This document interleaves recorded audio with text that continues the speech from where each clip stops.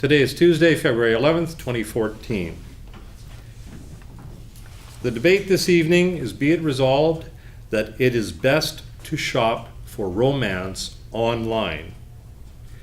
Please help me welcome, for 7 minutes, the Prime Minister, Addy.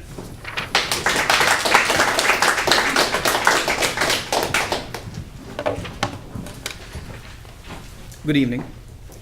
Today the government would like to present the motion, it is best to shop for romance online. We define the motion as best being the most advantageous or most suitable. Shop is to search or to seek. Romance as love or element of emotional attraction. And finally, online is the cyberspace or network of computers. It is best to shop for romance online. Ladies and gentlemen, for the next 7 minutes, I will review the various options we have today to seek for romance and move on to the clear and obvious advantages of the online option. Online is definitely the best option to search for romance. But before I begin, may I clarify 2 very important points that are essential to sterilize the perception of this motion. Firstly, let me re-emphasize the definition of shop as seeking or searching rather than the conventional definition of buying goods and services in exchange for money. The latter actually demeans the wonderful emotion like romance. Secondly, may I have a clear distinction between romance and lust.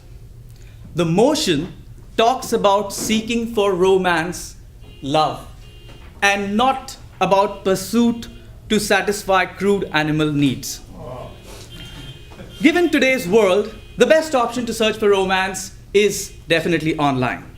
What are those other options that we have today? Family and friends. Most of the romantic connections take place through immediate community or your acquaintances. But unless you have a very big social circle, this is of a very limited source. Also, many a times, more often than not, there is an influence of others around you in making this decision rather than picking up the right person. The studies from Vanier Institutes in Ottawa has shown that 40% of marriages end up in divorce. The number 1 reason in Canada for divorce is incompatibility. There is a difference of values, interests, and opinions. The other option, socializing, visiting bars, clubs, and coffee shops. If you've ever participated in this dating game, I'm sure you will agree that it is quite tedious, time-consuming, expensive, and rarely ends with romance. It may end with anything else but romance. The studies have shown that about only 9% of women and only 2% of men have actually claimed to find a relationship in bars or clubs. So not a best option. Third one, love at first sight. Strangers in the night exchanging glances. Lovers at first sight, in love forever. Frank Sinatra. Well, sadly, not the most common approach. You getting a love at first sight is extremely, extremely rare. And in today's world, love at first sight, you need to have a sighting. We spend most of our times gazing into this pretty little thing. So there is no love at first sight in today's world, or it's very, very rare. Now, before we move on to the obvious advantages of the online option, let me share with you some statistics. About 41 million Americans use online dating service every year. The annual revenue that is generated by online dating industry is $1.2 billion per year. The study from National Academy of Science have shown that 35% of couples who got married between the duration of 2005 and 2012 met online, and they showed a much higher marital satisfaction. Now moving on to the advantages of the online option. very, very obvious. Convenience. Today we supplement our real world with majority of online options. Banking, looking for a dream job, looking for that house, video conferencing or chatting with your loved ones. So why not romance? It's extremely convenient. Second, speed. It is very, very fast. In today's busy lives, you can sit at the comfort of your own home and start checking out your options or look out for that compatible, the one. Expands the range. Basically, online option gives you almost the whole world at your disposal.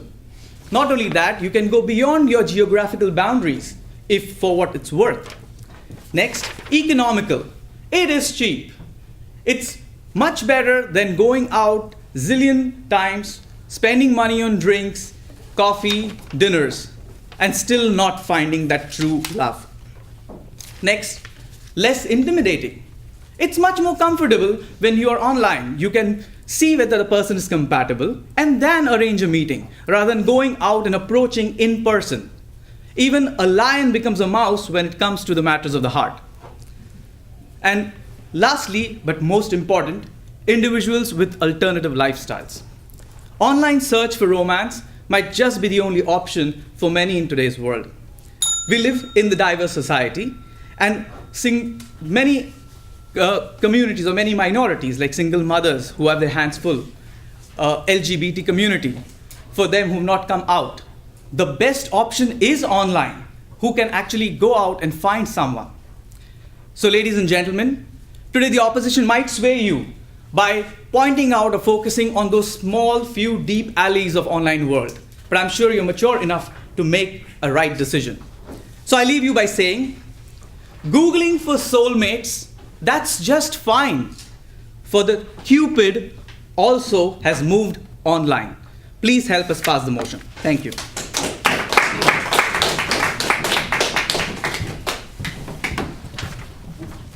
A bit of a Valentine's card rhyme there. That was from the Prime Minister for this evening.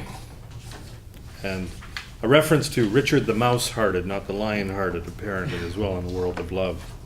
To continue on with the debate and to oppose the government's arguments and evidence, I would like to invite Emily, the Leader of the Opposition, to the lectern for 7 minutes.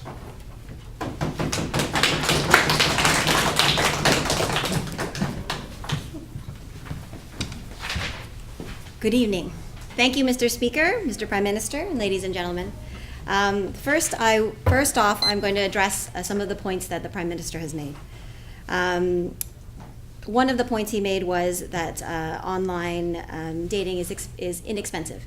I would argue that it is not inexpensive. There is a fee. You may be free to look for online profiles, but there is a cost associated with every interaction you make. And the online dating industry is a multi-billion-dollar industry. The reason why these companies keep pushing them is because they continue to make money, not that it actually results in relationships. The other point I wanted to address was the convenience factor. Looking for romance or love is not the same as looking for milk. You're looking for a partner in which you would like to invest in and spend the rest of your life with. So it's not about convenience, because love is messy. Love is not about pleasantries and chocolates. It's about of compromise and sharing and building lives together. And it's messy, so it's not about convenience. The other point I wanted to address was being less intimidating. Again, love is not, to make the leap of faith for love, and the reason why there are so many songs and stories about love is because it is a challenge, much like climbing a mountain. People don't climb mountains because necessarily they're fun, but they feel a feeling of achievement. Searching for that one that story that you recant over and over again is not because it was easy. It was because that's one person that one person that you're going to spend the rest of your life with was hard to find. The other point that I wanted to address was about love at first sight. Yes, it is rare, but 71% of people believe in love at first sight. So again, love is a romantic idea. So that searching for that person is something that you need to see, not write in an email.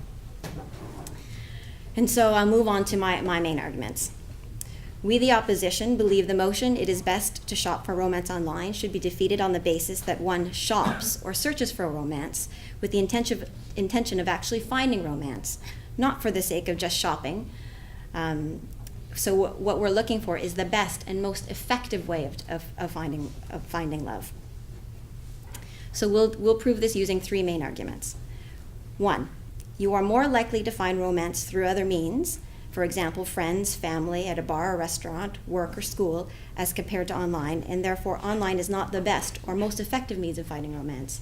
The Prime Minister himself already has admitted that most people find their partners through friends of friends.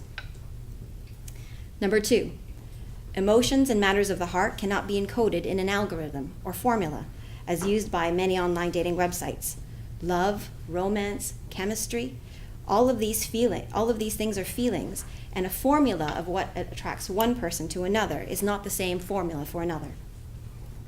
3, the old adage that love or romance will find you when you least expect it. Working on your own interests and hobbies while interacting with new people on a regular basis will enhance your own sense of self-worth and allow you to naturally be on your best without the pressure of looking for romance or fogging your conscious mind. We've already said in earlier discussions that you need to love yourself first. And so when you are doing things that you enjoy, love will come to you. And so now for the supporting evidence for each argument. Argument number 1. You are more likely to find romance through other means as compared to online. The internet is only another channel of communication, much like the phone, the fax, or in person. It simply provides a better means of keeping in touch with our pre-existing social networks. You can email, tweet, blog, or post in hopes of finding romance, but this precious time spent hovering over a computer alone in your living room in your worn-out, fluffy bunny pajamas is better time spent meeting people in real time, practicing your social skills, having fun, and making friends. In a study performed by the Department of Sociology at Stanford University in 2010 called "How Couples Meet and Stay Together," over 4,000 Americans were surveyed, and 3,000 had a spouse or romantic partner. And it states, the most important arena for meeting partners has always been and continues to be the community of friends. Regardless of when couples first met, the percent who report that they met through friends, either through the partners or their own, friends of friends or their own, is never less than 30%, 2%. No other category is as high as 30%. So others in this study, other means in which people met the person that they partnered with or married, was through family, friends, through co-workers, at work, at a bar, through a private party, in school, in college. All of these were above 15%, and meeting through the internet was only 4.5% according to the study. Another way of thinking about it is your return on investment of your time. The average person spends 3 to 6 hours per week on online dating websites, and that's in only scanning the profiles, not to mention following through on dates, etc. What would you rather be doing? And what could you be spending your time instead of helping you find romance? I'll move on to my second argument. Emotions and matters of the heart cannot be encoded in an algorithm or formula as used by many online websites. If you've never looked through or how about these formulas are based on the accuracy of your profile. Most people have difficulty answering questions about themselves and what traits they look for in a mate. The questions are often superficial. For example, if you were a cereal, which one would you be? That's how I'm supposed to find my mate. And even after all that analysis, there's no substitution for feelings of the chemistry when you meet someone one-on-one. For argument number 3, love or romance will find you when you least expect it. In the book Mars and Venus on a Date, the author John Gray suggests many ways of finding your soulmate is through doing your favorite activities. The act of searching for romance creates an unhealthy pressure to find the one. Therefore, the motion should be defeated.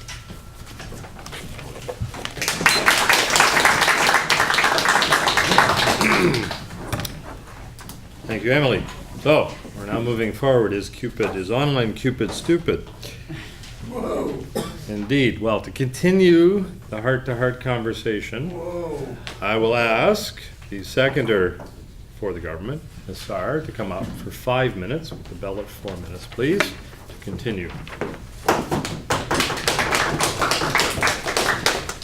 Thank you, Mr. Speaker. Good evening, ladies and gentlemen. We do agree love is complicated, but by the end of my 5 minutes, I'm pretty much guaranteed that it will be very simple that you will agree to support the motion of the Prime Minister that shopping for romance online is the best way to go.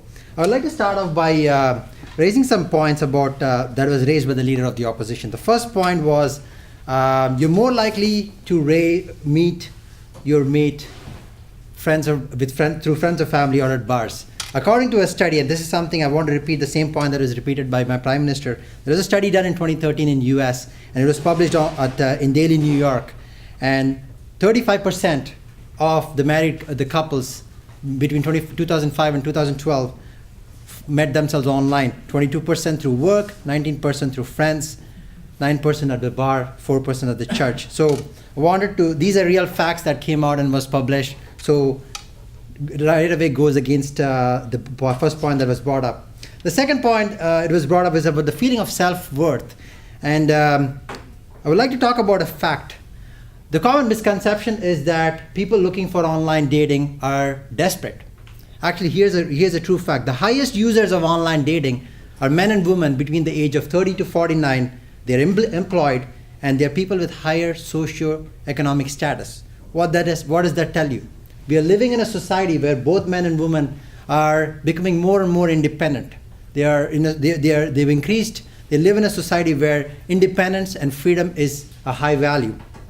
So men and women are no longer looking for a soulmate to be dependent on them. We've reached a level where people are codependent. We have an independent man, independent woman, they want to be together. So it goes back to the point of self-worth, and that is exactly the reason the majority of the men and women between 30 to 49 go online.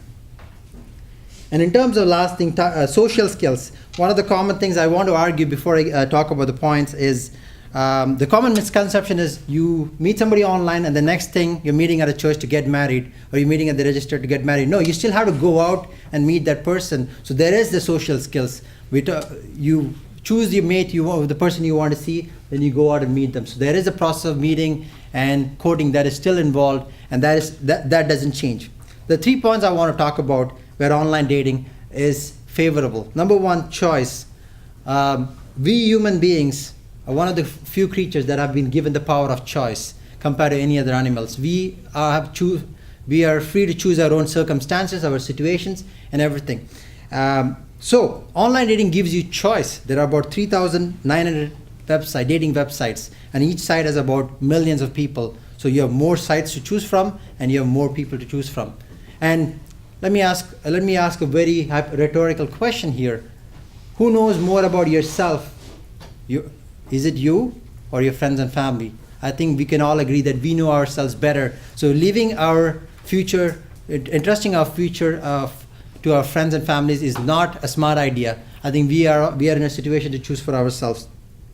The second thing I want to talk about is validation and safety. Of course, we talked about job hunting. We talked about searching for things online. About a study done recently, about 50% of the women checked their potential dates on Facebook before going and meeting them. What does that mean is we all have reached a level before we meet someone, we're taking them out on Google, checking them out on Facebook. That actually reduces the risk. It increases your safety because you know whom you're meeting. Let's say the same person was introduced, you met at a bar, you have no idea of knowing. So it's actually much more safer. And the final point I want to talk about is compatibility. It was just brought to our attention by the Prime Minister that incompatibility is the number one reason for failed marriages. And with online dating, because of the choices you have, you're able to choose a compatible date that you can meet and seek a relationship.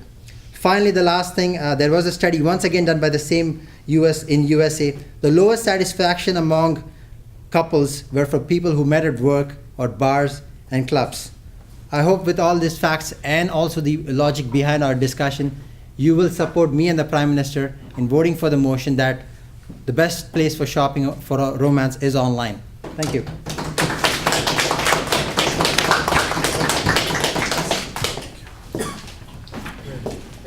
Thank you, Nissar. Our final speaker before the summations, perhaps will wear her heart on her sleeve or not, arguing for the opposition, countering the government, and backing up the leader on her side. I'd like to invite Jenna for 5 minutes. Thank you, Speaker. Thank you. If you're like most people who watch TV or read the paper, then you've most likely seen the ads for online dating sites that claim they can help you find your perfect match. It sounds great. You can fill out a profile and get matched with other compatible people, all from the comfort of your own home. Ladies and gentlemen, I ask you to please remove the rose-colored glasses that the government has handed out to you and help me defeat this motion. As a former employee of a dating website, the information you are about to hear for reasons as to why this motion should be abolished is information directly obtained from having worked within the dating community, as well as facts pulled from statistics. Let's start off with my first point.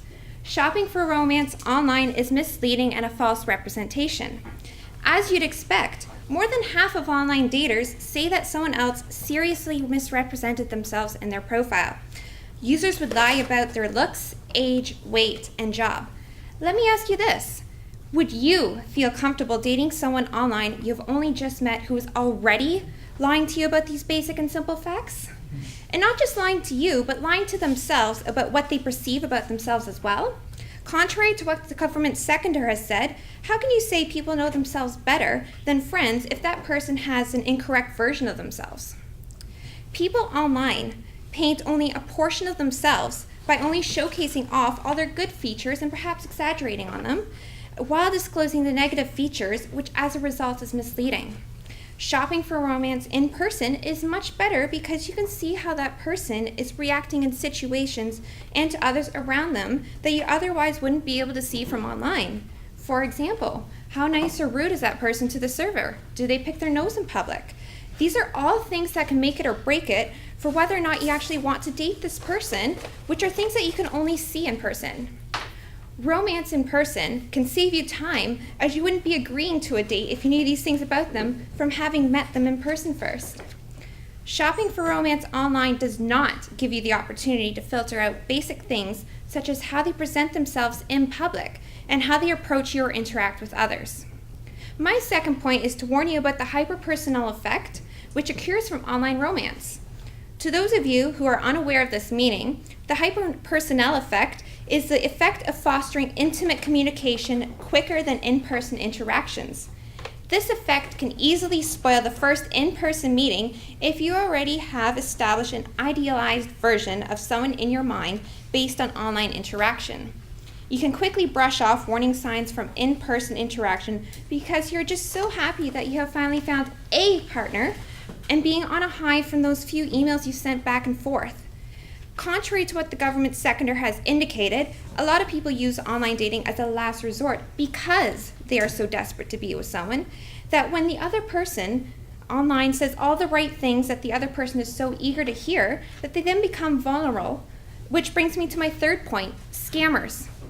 People, typically females, will create a completely false account with a drop-dead gorgeous photo with fake information and lure lonely romance-deprived people into some flirtatious chat and then ask for money to get a plane ticket to see them or money for some dilemma, then quickly disappear after they receive the money.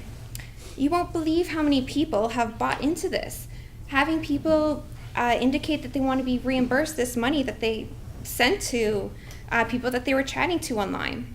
And these scammers have lured you into this scam by taking advantage of the hyper-personnel effect I just discussed.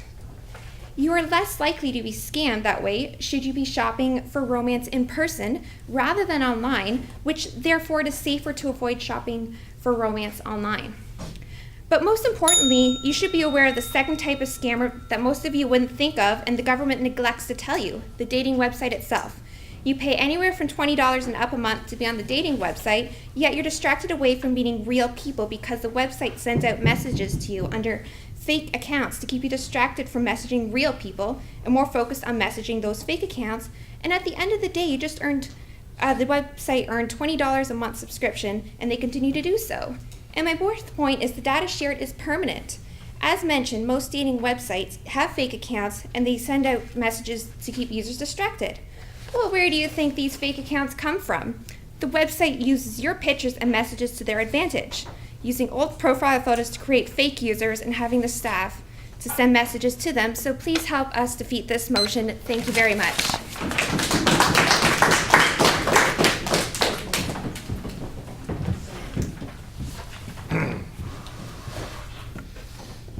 The underbelly of the dating world. Online dating world, anyway. Ladies and gentlemen, it is now time for the summations. I hope you haven't made your minds up yet which side you're going to support, government or opposition. We have 4 more minutes left to sway you one way or the other. To that end, I would like to invite the Leader of the Opposition, Emily, for a final 2 minutes to summarize her side's arguments and why you should vote for the opposition. Emily.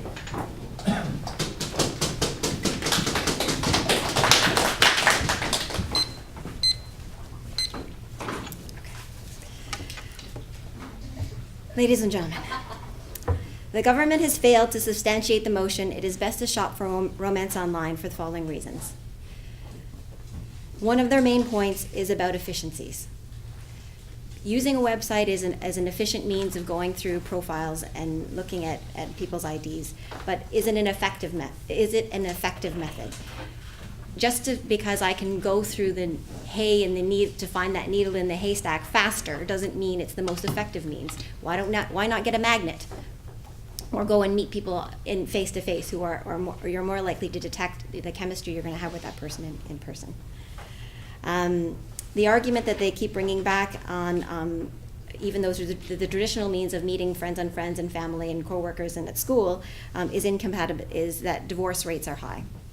That is irregardless of how those divorce rates are, irregardless of whether you've met them in person or not, or online or not. So our arguments are centered around one main theme: go out there and talk to people. Use your personal network, your family, friends, networks, and your hobbies. Your old ratty bunny pajamas are not attractive. Get showered, get dressed, get a nice outfit, make eye contact, smile, meet new people. Spending time in front of a computer is time you could be out having fun. To recap our arguments, you are more likely to find romance through other means. Emotions and matters of the heart cannot be encoded in an algorithm or formula as used by many online dating websites. Shopping for romance online is misleading and can lead to false misrepresentation. 1, from yourself, because you don't know how to describe yourself. 2, from your potential match, who's lying about their age, weight, and height. And also potentially from the dating service that you're using, who's using your information to drum up more business. Fourthly, the old adage that love or romance will find you when you least expect it. Love yourself first. Work on your own interests and hobbies while interacting with new people on a regular basis will enhance your own self-worth and help you find love.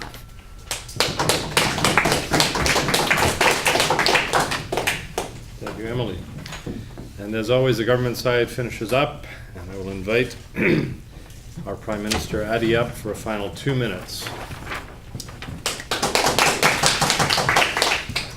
Ladies and gentlemen, the opposition has mildly disappointed me today. I was expecting a very stronger argument when it comes to the matters of heart. But unfortunately, I really don't see any argument that is contrary to all the advantages that I summoned or put together for you. Hyper-personal effect. Okay. The opposition didn't have any problems dismissing the sophisticated algorithms that these sites employ with all the experts, but they are very comfortable by throwing these terms like hyper-personal effects from all the experts, the same experts who actually do the compatibility algorithm. I really did not get it. Second, about the expensiveness. The opposition did not actually gauge on what is so expensive about the online site for $20 a month when you can go for 20 dates and spend more than $200 a month on these social games. And again, let me remind you, we are not talking about the social factor completely out. We are saying the compatibility, the first step. The online world can give you a much better tool in getting that first step, choosing, shots, screening small number of individuals whom you can go out and connect. And picking no's in person, you will obviously see that even in bars and clubs. I mean, you can choose people who you want to meet, and then you can go and take it to the next level. Best option to shop for romance is definitely online in today's world. And not to mention, please remember about all those minorities who do not have the privileges and the luxuries as us majority. So the best option to shop for romance is definitely online. Thank you.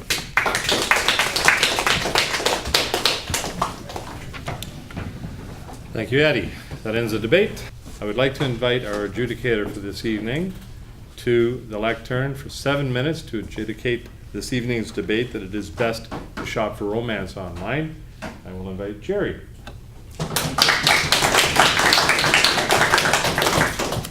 Thank you, ladies and gentlemen. Well, it was an interesting debate.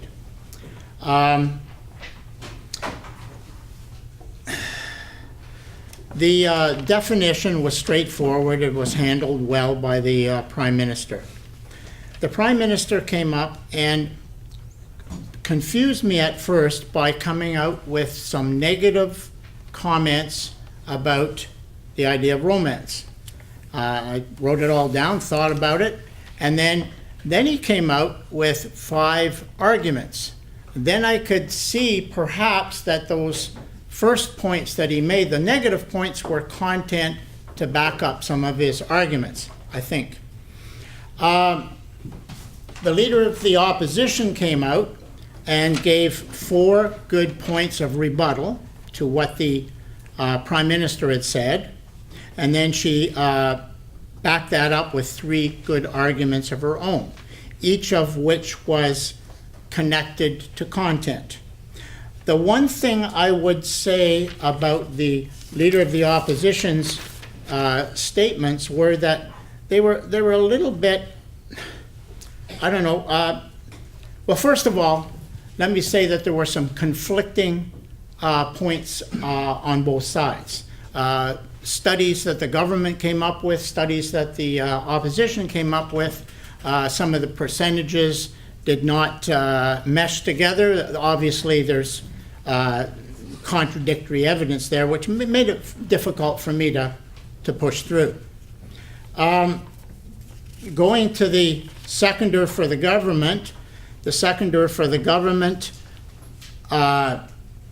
came out with 3 points of rebuttal and then 4 very good arguments. Especially, I like the argument that he said 50% of the people check out their on Facebook, and this makes it a very safe way to meet people rather than going to bars and just taking the luck of the draw. The seconder for the opposition then came on and gave 3 interesting arguments, I thought, from her perspective of working in the online industry. Certainly some things I had never ever thought of, and probably most of us had not thought of. The idea that once this information is given to the dating company, that's their information to do with whatever they want. I'm not sure if when you sign up whether that's agreed to or not, but obviously we all know how people use our personal information. So that's not a really good situation. I also liked her idea when she said that people have preconceived ideas. If they go online, they have something they think they're expecting, and then it doesn't turn out that way.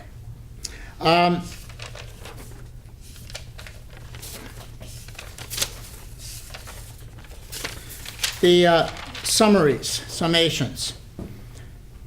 The Leader of the Opposition came up with a number of points that she had made. I think it would have been more effective if she would have come up with less points. She sort of jumped all over the place with her points and was more specific in picking one or two really important points and really hammering them home so that we would remember them. Instead, I'm left with a lot of different sporadic ideas that oh yes, she said that, and brought them all together. I think it's better in a summation when you've only got 2 minutes to pick one or two points and really hammer them home. The Prime Minister then did much the same, except I thought his points were stronger and more memorable, I guess. The bottom line is that I was confused here with the conflicting arguments. I didn't know which to choose. I do not personally think that the government proved that online dating was best. At the same point, I don't think that the opposition disproved that online dating was a bad idea. So I'm basing my winning and losing on organization. And I'm going to base that on the leader of the opposition, who I thought had a better organized set of arguments, set of rebuttals, and set of content. So I'm going to give the win to the opposition barely. And I'm going to pick it at 50 to 49.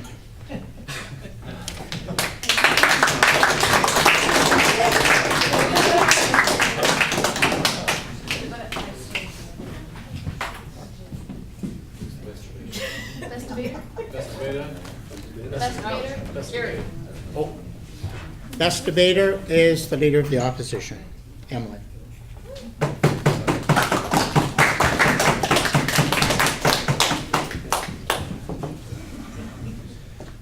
Thank you, Gerry. And the popular vote, in a rare and very interesting set of circumstances, did reflect the adjudicators' view, and the opposition wins by a score of 8-7. Oh, like to come up, see the trophy.